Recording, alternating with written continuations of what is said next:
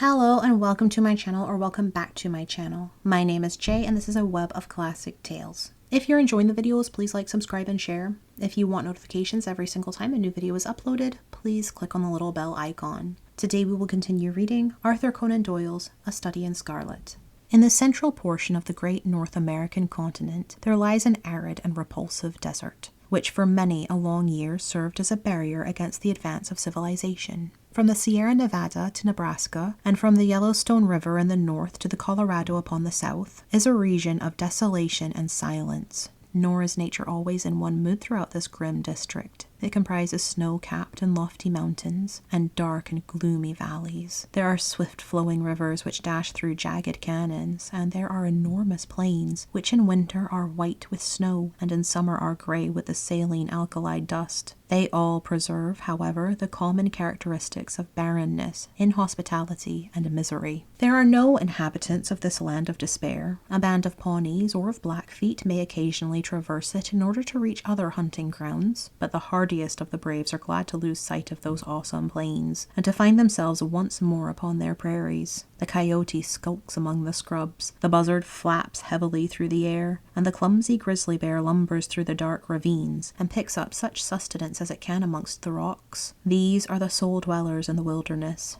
In the whole world there can be no more dreary view than that from the northern slope of the Sierra Blanco. As far as the eye can reach stretches the great flat plain land, all dusted over with patches of alkali, and intersected by clumps of the dwarfish chaparral bushes. On the extreme verge of the horizon lie a long chain of mountain peaks, with their rugged summits flecked with snow. In this great stretch of country there is no sign of life, nor anything appertaining to life. There is no bird in the steel blue heaven, no movement upon the dull grey earth. Above all, there is absolute silence. Listen as one may, there is no shadow of a sound in all that mighty wilderness. Nothing but silence, complete and heart-subduing silence.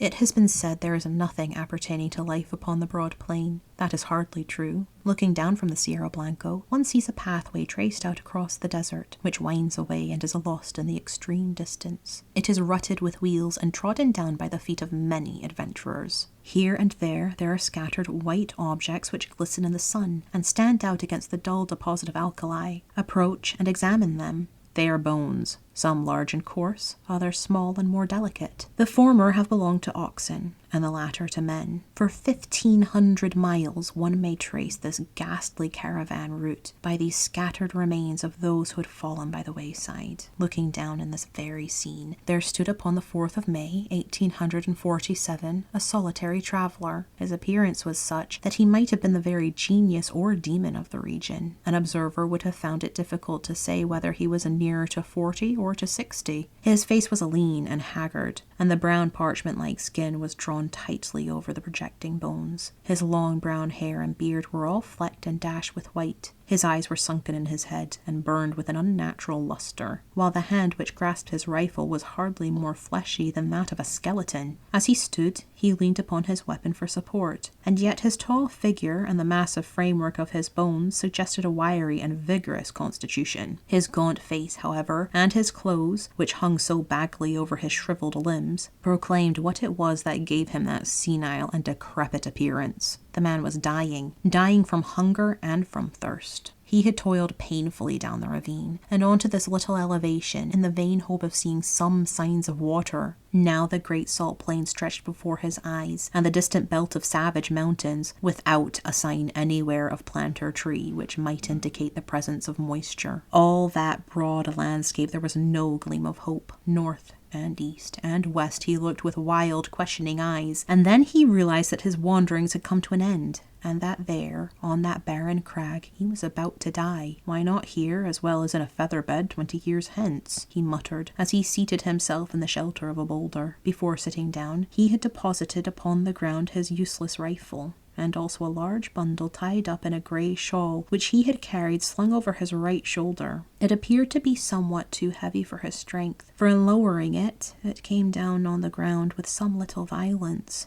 Instantly there broke from the grey parcel a little moaning cry, and from it there protruded a small, scared face, with very bright brown eyes, and 2 little speckled dimpled fists. "You've hurt me," said a childish voice reproachfully. "Have I, though?" The man answered penitently. "I didn't go for to do it." As he spoke, he unwrapped the grey shawl and extricated a pretty little girl of about 5 years of age, whose dainty shoes and smart pink frock with its little linen apron all bespoke a mother's care. The child was pale and wan, but her healthy arms and legs showed that she had suffered less than her companion. "How is it now?" he answered anxiously, for she was still rubbing the towsy golden curls which covered the back of her head. "Kiss it and make it well," she said with perfect gravity, showing the injured part up to him. "That's what Mother used to do." "Where's Mother?" "Mother's gone. I guess you'll see her before long." "Gone, eh?" said the little girl. "Funny she didn't say goodbye. She most always did if she was just going over to Auntie's for tea, and now she's been away 3 days. Say, it's awful dry, ain't it? Ain't there no water nor nothing to eat?" "No, there ain't nothing, dearie. You'll just need to be patient a while, and then you'll be all right. Put your head up agin me like that, and then you'll feel bullier. It ain't easy to talk when your lips is like leather, but I guess I'd best let you know how the cards lie. What's that you've got?" "Pretty things, fine things," cried the little girl enthusiastically, holding up 2 glittering fragments of mica. "When we goes back to home, I'll give them to Brother Bob.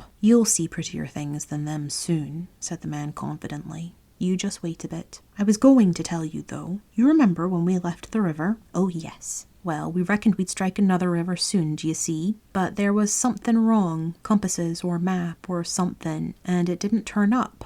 Water ran out, just except a little drop for the likes of you, and you couldn't wash yourself," interrupted his companion gravely, staring up at his grimy visage. "No, nor drink. And Mr. Bender, he was the first to go, and then Indian Pete, and then Mrs. McGregor, and then Johnny Hones, and then dearie, your mother." "Then Mother's a debtor too," cried the little girl, dropping her face in her pinafore and sobbing. "Yes, they all went except you and me. Then I thought there was some chance of water in this direction, so I heaved you over my shoulder and we tramped it together. It don't seem as though we've improved matters. There's an almighty small chance for us now." "Do you mean that we are going to die too?" asked the child, checking her sobs and raising her tear-stained face. "I guess that's about the size of it." "Why didn't you say so before?" she said, laughing gleefully. "You gave me such a fright. Why, of course, now as long as we die, we'll be with Mother again." "Yes, you will, dearie. And you too. I'll tell her how awful good you've been. I'll bet she meets us at the door of heaven with a big pitcher of water and a lot of buckwheat cakes, hot and toasted on both sides, like Bob and me was fond of. How long will it be first?"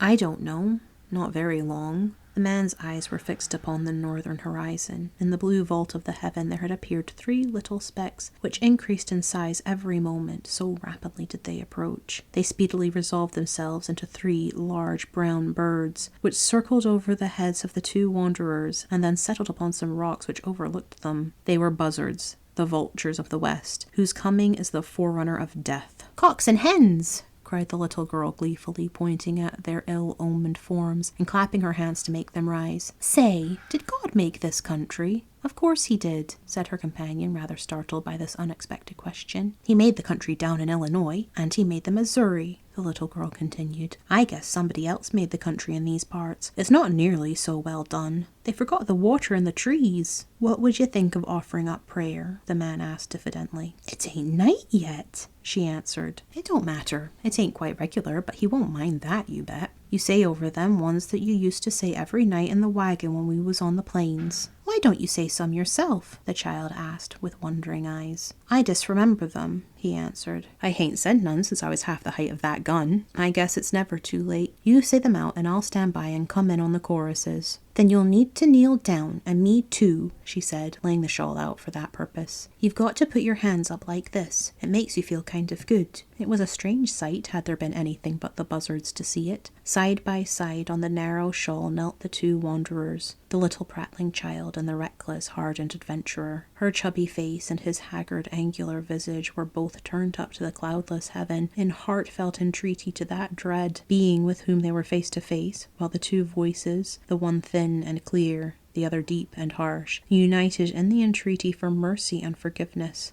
The prayer finished. They resumed their seat in the shadow of the boulder until the child fell asleep, nestling upon the broad breast of her protector. He watched over her slumber for some time, but nature proved to be too strong for him. For 3 days and 3 nights he had allowed himself neither rest nor repose. Slowly the eyelids drooped over the tired eyes, and the head sunk lower and lower upon the breast, until the man's grizzled beard was mixed with the gold tresses of his companion, and both slept the same deep and dreamless slumber. Had the wanderer remained awake for another half-hour, a strange sight would have met his eye. Far away in the extreme verge of the Alkali plain, there rose up a little spray of dust, very slight at first, and hardly to be distinguished from the mist of the distance, but gradually growing higher and broader until it formed a solid, well-defined cloud. This cloud continued to increase in size until it became evident that it could only be raised by a great multitude of moving creatures. In more fertile spots, the observer would have come to the conclusion that one of those great herds of bisons which graze upon the prairie land was approaching him. This was obviously impossible in these arid wilds. As the whirl of dust drew near to the solitary bluff upon which the 2 castaways were reposing, the canvas-covered tilts of wagons and of the figures of armed horsemen began to show up through the haze, and the apparition revealed itself as being a great caravan upon its journey for the west. But what a caravan! When the head of it had reached the base of the mountains, the rear was not yet visible on the horizon. Right across the enormous plain stretched the straggling array, wagons and carts, men on horseback and men on foot, innumerable women who staggered along under burdens, and children who toddled beside the wagons or peeped out from under the white coverings. This was evidently no ordinary party of immigrants, but rather some nomad people who had been compelled from stress of circumstances to seek themselves a new country. There arose through the clear air a confused clattering and rumbling from this great mass of humanity, with the creaking of wheels and the neighing of horses. Loud as it was not sufficient to rouse the 2 tired wayfarers above them. At the head of the column there rode a score or more of grave, iron-faced men, clad in sombre, homespun garments and armed with rifles. On reaching the base of the bluff, they halted and held a short council among themselves. "The wells are to the right, my brothers," said one, a hard-lipped, clean-shaven man with grizzly hair. "To the right of the Sierra Blanco, so we shall reach the Rio Grande," said another. "Fear not for water," cried a third. "He who could draw it from the rocks will not abandon his own chosen people."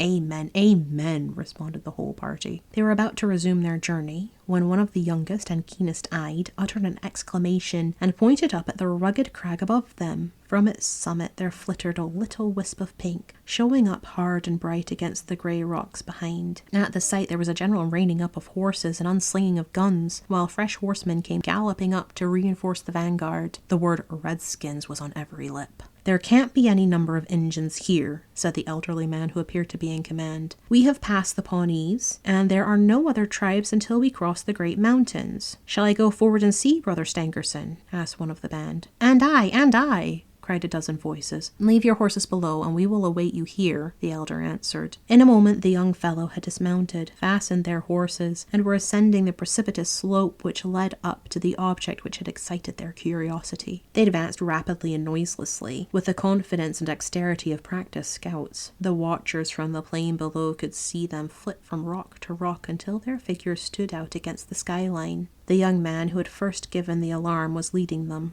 Suddenly his followers saw him throw up his hands as though overcome with astonishment, and on joining him they were affected in the same way by the sight which met their eyes. On the little plateau which crowned the barren hill there stood a single giant boulder, and against this boulder there lay a tall man, long-bearded and hard-featured, but of an excessive thinness. His placid face and regular breathing showed that he was fast asleep. Beside him lay a child, with her round white arms encircling his brown sinewy neck, and her golden-haired head resting upon the breast of his velveteen tunic. Her rosy lips were parted, showing the regular line of snow-white teeth within, and a playful smile played over her infantile features. Her plump little white legs, terminating in white socks and neat shoes with shining buckles, offered a strange contrast to the long, shriveled members of her companion. On the ledge of rock above this strange couple there stood 3 solemn buzzards, who, at the sight of the newcomers, uttered a raucous scream of disappointment and flapped sullenly away. The cries of the foul birds awoke the two sleepers, who stared about them in bewilderment. The man staggered to his feet and looked down upon the plain which had been so desolate when sleep had overtaken him, and which was now traversed by this enormous body of men and of beasts. His face assumed an expression of incredulity as he gazed, and he passed his bony hand over his eyes. "This is what they call delirium, I guess," he muttered. The child stood beside him, holding onto the skirt of his coat, and said nothing, but looked all round her with the wondering, questioning gaze of childhood. The rescuing party were speedily able to convince the two castaways that their appearance was no delusion. One of them seized the little girl and hoisted her upon his shoulder, while two others supported her gaunt companion and assisted him towards the wagons. "My name is John Ferrier," the wanderer explained. "Me and that little un are all that's left of 21 people. The rest is all dead of thirst and hunger, away down in the south." "Is she your child?" asked someone. "I guess she is now," the other cried defiantly. "She's mine 'cause I saved her. No man will take her from me. She's Lucy Ferrier from this day on. Who are you, though?" he continued, glancing with curiosity at his stalwart, sunburned rescuers. "There seems to be a powerful lot of you. Nigh unto 10,000. said one of the young men. "We are the persecuted children of God, the chosen of the angel Moroni." "I never heard tell on him," said the wanderer. "He appears to have chosen a fair crowd of you." "Do not jest at that which is sacred," said the other sternly. "We are of those who believe in those sacred writings drawn in Egyptian letters on plates of beaten gold, which were handed unto the holy Joseph Smith at Palmyra. We have come from Nauvoo in the state of Illinois, where we had founded our temple. We have come to seek a refuge from the violent man and from the godless, even though it be the heart of the desert." The name of Nauvoo evidently recalled recollections to John Ferrier.